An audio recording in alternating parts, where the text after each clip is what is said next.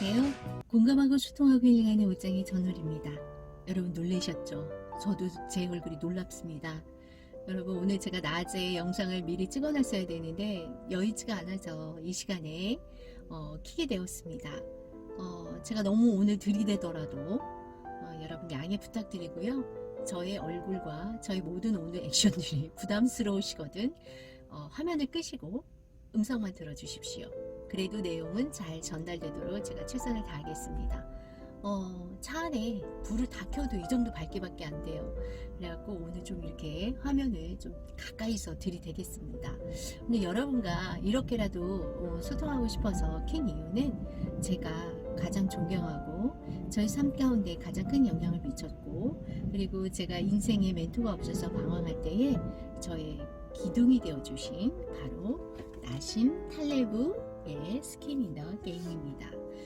이 책보다는 저는 안티프레질이라는 책과 블랙스완을 더 추천해 드리는데요. 오늘 여러분과 함께 이 책을 먼저 권유한 이유는 이 책이 최신작이고요. 안티프레질이나 이제 이런 것들은 차츰차츰 제가 시리즈로 올리려고 하고 있습니다. 그래서 여러분과 함께 오늘 이 책에 남아있는 중심 사상들을 다 함께 나누기는 좀 어렵고요.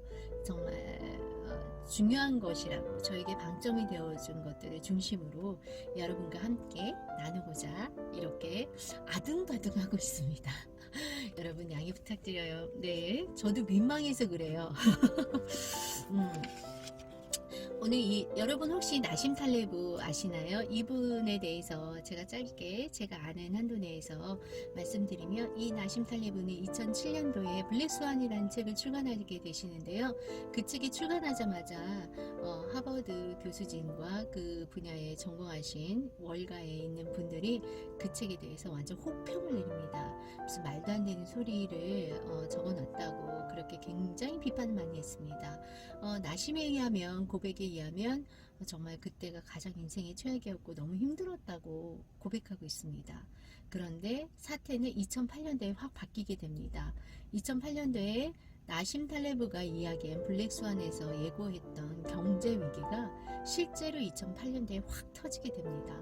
그러면서 어떤 평이 또 나오기 시작했냐면 나심 탈레브는 월가의 현자, 그렇게 예언자, 난리가 났습니다. 완전히 싹 바뀐 거죠.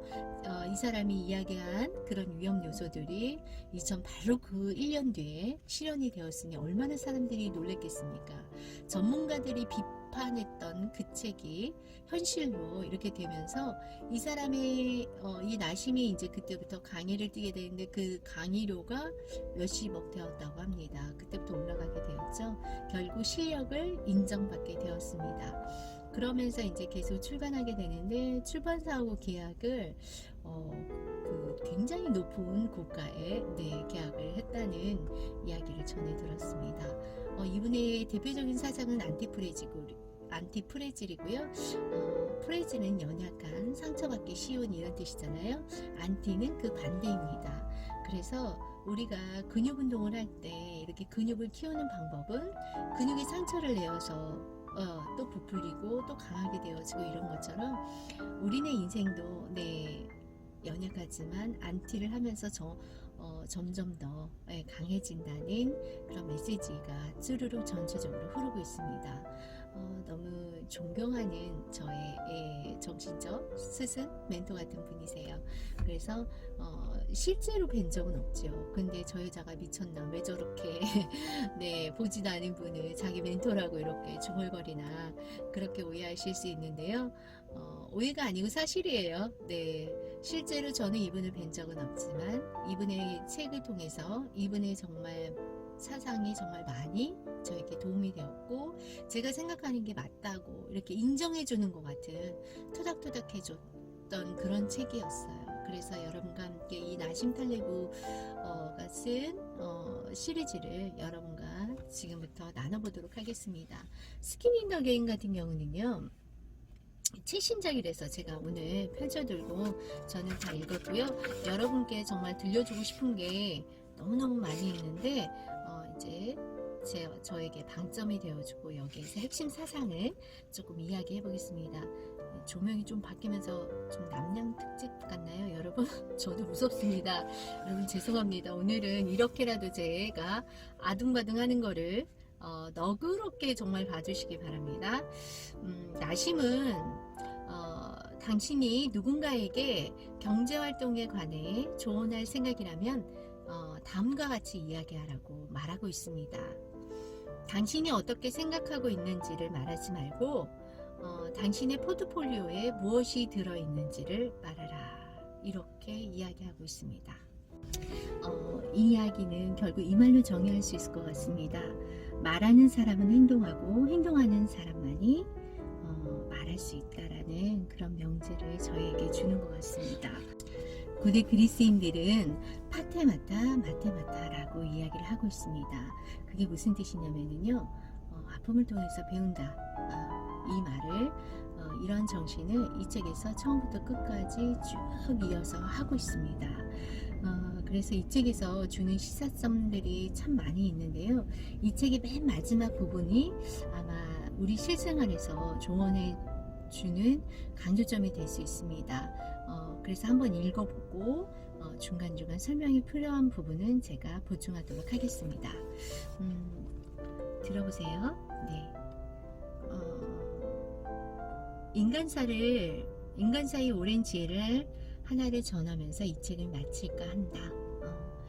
다음의 일들만 피해도 우리는 꽤 괜찮은 삶을 살 수 있습니다. 라고 정의합니다. 힘이 없는 근육, 신뢰가 없는 우정, 결론이 없는 의견, 미적 요소가 없는 변화, 가치가 없는 나이, 노력이 없는 인생, 갈증이 없는 물, 영양이 없는 음식, 희생이 없는 사랑, 공정함이 없는 권력, 엄격함이 없는 사실, 논리가 없는 통계치, 증명이 없는 수학, 경험이 없는 가르침, 따뜻함이 없는 예의, 구체성이 없는 가치관, 박식함이 없는 학위, 용기가 없는 군인정신, 문화가 없는 진보, 투자가 없는 협업, 리스크가 없는 덕행, 에르고드 상태가 없는 환유. 이 에르고드에 대해서는, 이 단어에 대해서는 제가 뜻풀이를 해서 올리겠습니다. 손실 감수가 없는 부의 추구, 깊이가 없는 복잡함, 내용이 없는 연설, 불균형이 없는 의사결정, 의심이 없는 과학, 포용이 없는 종교, 그리고 무엇보다도 책임이 없는 그 모든 것, 이것들을 모두 피하라고 나심은 시적으로 이렇게 마무리를 하며 끝을 내고 있는 것을 볼 수가 있어요. 이 책의 부제는요, 선택과 책임의 불균형이 가져올 위험한 미래에 대한 경고입니다. 특히 이 책에서 여러분께 또 소개해드리고 싶은 게 뭐냐면요, 바보 지식인들에 대해서 아주 찬찬히 풀어주고 있습니다. 학위나 여러 가지 사회적인 포지션은 어느 중간 상위 정도 포지션이 되어 있는데, 그분들이 하는 말이나 언사, 책임감이 없는 말들, 이런 것들이 얼마나 큰 안 좋은 영향들을 우리 삶에 미치고 있는지에 대해서 이야기하고 있습니다. 그래서 우리가 그런 바보 지식인들이 내뱉는 것에 대해서 속아 넘어가서는 안 된다. 이런 이야기들을 아주 찬찬히 풀어 헤치고 있습니다.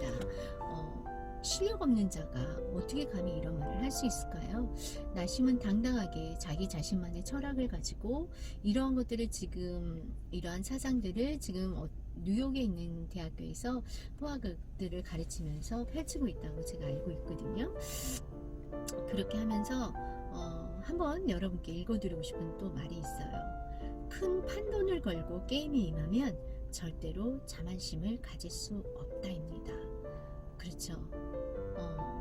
우리가 진짜와 가짜를 구분할 수 있는 해안을 가질 수 있습니다. 이 책에서 특별히 또 강조하고 있는 것은 보편률을 잊어라입니다. 우리는 그래프가 있다면 우리는 통계치에 사실 많이 속습니다. 그러나 그 통계라는 것이 절대 정확하지 않다는 것이죠.